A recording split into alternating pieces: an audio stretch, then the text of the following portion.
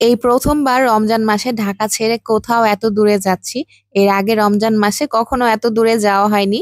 আর এয়ারপোর্টে গিয়ে বিদেশীদের সাথে দেখা হলো, তাদের সাথে কথা হলো। আর আজকে হচ্ছে আমরা যেখানে যাচ্ছি প্লেনে করে যাচ্ছি। কারণ রমজান মাস যেহেতু এত জার্নি করা সম্ভব না। তো রাতের বেলা হচ্ছে আমার হাসব্যান্ড ব্যাগগুলো সব গুছিয়ে রাখছিল। আর এই ব্যাগ গোছানোর কাজটা আমার হাসব্যান্ড খুব ভালো করতে পারে। আর আমরা যেখানেই ঘুরতে যাই না কেন এই ব্যাগ গোছানোর দায়িত্বটা তার উপরেই পড়ে। আর আমরা কক্সবাজারে যাচ্ছি একদিনের জন্য।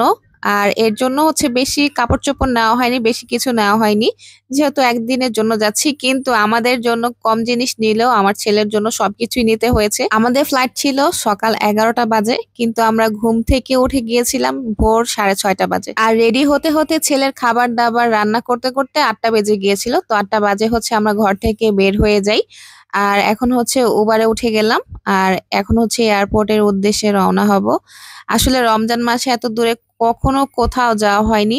রমজান মাসে আমার ঘর থেকে তেমন একটা বের হওয়াও হয় না। কক্সবাজার যাচ্ছি নিজের একটা স্বপ্ন পূরণের উদ্দেশ্যে। আর এই স্বপ্নটা দেখেছিলাম আমি এর আগের বছরে। আর এদিকে দেখেন মা ছেলে দুজনেই গাড়িতে ঘুমিয়ে গিয়েছি। কারণ যেহেতু ভোরবেলা ঘুম থেকে উঠেছি। আর এই তো এখন আমরা এয়ারপোর্টে চলে আসছি। আমার ছেলে তো অনেক বেশি খুশি ছিল। কারণ সে মনে মনে ভাবছে যে সে বিদেশে যাচ্ছে। আমি কয়েকবার তাকে জিজ্ঞাসা করলাম যে বাবা তুমি কোথায় যাচ্ছ? সে বলে বিদেশে। কারণ তার ফুপু কয়দিন আগে বিদেশে চলে গিয়েছিল। তো সে সেটাই মনে করেছে। এই তো আজকে হচ্ছে এয়ার এক্সট্রাতে করে আমরা যাচ্ছি।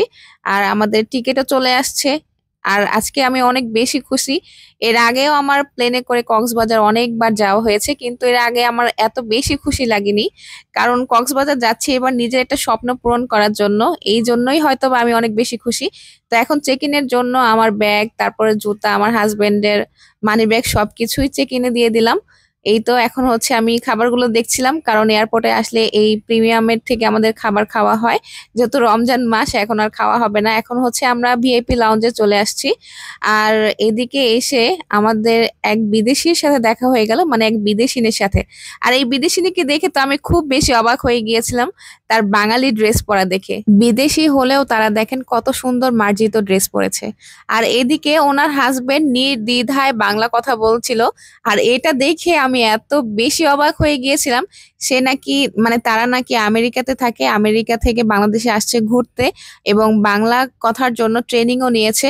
তো এই তো এখন হচ্ছে আমাদের প্লেনে ওঠার সময় হয়ে গিয়েছে। তো আমরা প্রথমে হচ্ছে বাসে করে প্লেনের কাছাকাছি গিয়েছিলাম। আর যেহেতু আমাদের ফ্লাইটটা একদম সকালে ছিল আর আমরা এর আগেই চলে আসছিলাম। তো বেশি রোদও ছিল না আর পরিবেশটা খুবই সুন্দর ছিল, আবহাওয়াটা খুব ঠান্ডা ঠান্ডা ছিল। আর আমি বাইরে বের হওয়ার পর আমার কাছে মনে হচ্ছিল যেন এখনো শীতের সময়টা শেষই হয়নি। তো এই তো এখন হচ্ছে আমরা বাস থেকে নামবো। ঢাকা থেকে কক্সবাজার প্লেনে করে গেলে বেশি সময় লাগে না, মাত্র ৪৫ মিনিট সময় লাগে। আর বাসে করে গেলে সেই জায়গায় সময় লাগে ৮ থেকে ৯ ঘন্টা কিংবা ১০ ঘন্টার মতো। তো এত কম জার্নিতে আসলে কক্সবাজার যাওয়াটা এখন মানুষের জন্য খুব ইজি হয়ে গেছে। আর যেহেতু রমজান মাস বেশি জার্নি করলে শরীরের অবস্থাও খারাপ হয়ে যাবে। আর আজকে আমাদের এই প্লেন এবং কক্সবাজার ভ্রমণটাকে আরো বেশি সুন্দর করেছে ট্রিপ ডিজাইনার। কম খরচে এবং কোনো হ্যাসেল ছাড়াই যদি আপনারা বিশ্বের কোনো জায়গায় ভ্রমণ করতে চান তাহলে যোগাযোগ করতে পারেন ট্রিপ ডিজাইনারের সাথে। এমন না যে আমি প্লেনে প্রথমবার উঠেছি কিন্তু এইবার প্লেনে কেন যেন আমার অনেক বেশি ভয় লাগছিল। তো এই তো এখন হচ্ছে আমাদের খাবার চলে আসছে কিন্তু এই খাবার তো খাওয়া যাবে না যেহেতু রমজান মাস সবাই রোজা রেখেছি। তো খাবারগুলো হচ্ছে প্যাক করে নিয়ে যাব, ইফতারের সময় খাবো। তো আপনাদেরকে দেখাচ্ছি যে এয়ার এক্সট্রা থেকে আমাদের কি কি খাবার দেওয়া হয়েছে। এখানে ছিল একটা চিকেন স্যান্ডউইচ এবং ১ বোতল পানি এবং প্রাণ ম্যাঙ্গো বার। আর ভয়ে আমার ছেলেটা প্লেনে ঘুমিয়ে গিয়েছিল। আর আমি তো আল্লাহ আল্লাহ করছিলাম যে কখন প্লেন ল্যান্ড করবে। তো ফাইনালি প্লেন ল্যান্ড করেছে, এখন হচ্ছে আমরা প্লেন থেকে নামবো। তো কক্সবাজারে আসছি আজকে, কোনো রকমের হ্যাসেল হয়নি, কোনো কষ্ট হয়নি যেহেতু ৪৫ মিনিটের একটা জার্নি ছিল।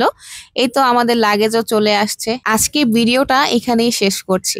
আর আপনাদেরকে নেক্সট ভিডিওতে জানাবো যে আমরা কোন হোটেলে উঠেছি এবং কক্সবাজার এসে কি কি করেছি।